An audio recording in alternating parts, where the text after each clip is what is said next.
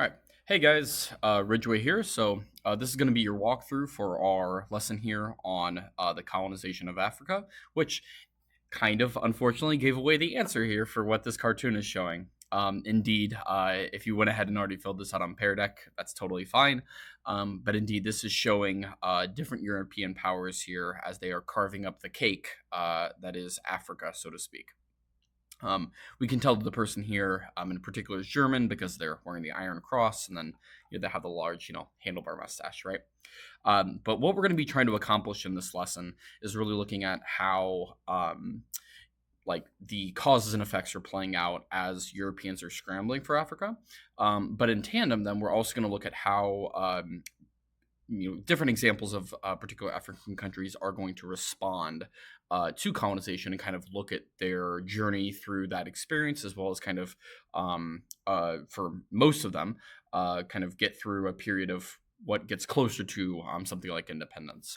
There's a very, very quick mini lesson here that I'm going to walk you through, and then we'll kind of have a opportunity here at the end where you can pick one of 4 countries that you can look at for your assignment.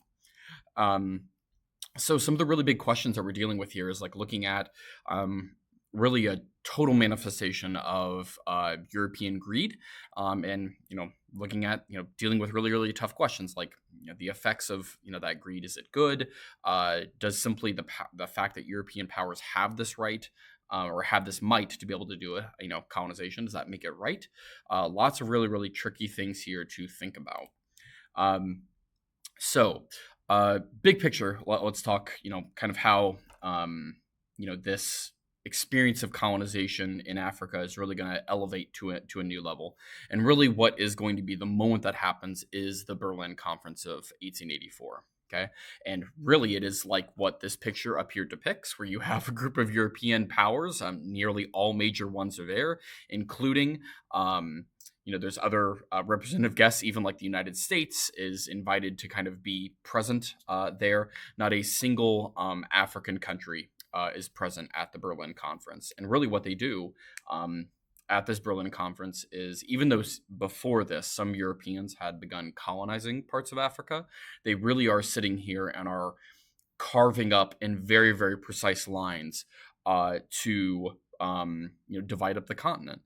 Now, part of this was done to not only reduce the potential conflict that could happen between different European powers that are happening, but the lines that they draw are also very, very intentional, and in some ways are extremely, extremely crafty. Just remember again that Africa is an incredibly, as we discussed in class, an incredibly diverse continent, right? We have over 3,000 different, ethnic groups, over 2,000 different languages alone. And when Europeans go in and are sitting here at the Berlin Conference, they're not, unintentional about how they draw some of these lines.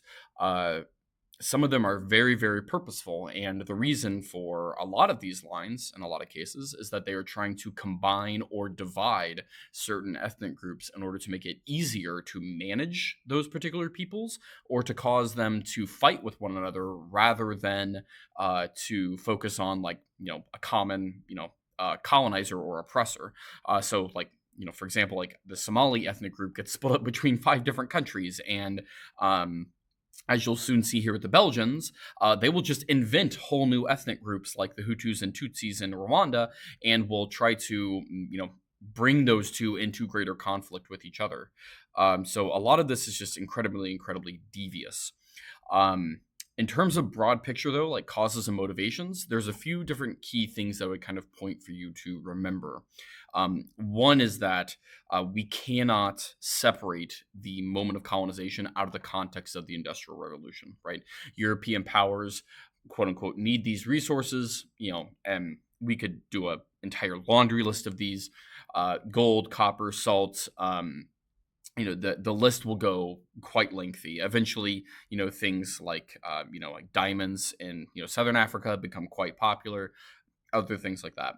And those tend to be more kind of like the straight kind of mercantilist kind of interpretation that we could take here, right? There's also, though, quite a few colonies. Kenya would be a really good example. Algeria would be another good example about how Europeans are actually using these countries as settlement colonies or settler colonies. And they are using them as like release valves, essentially, for overpopulation.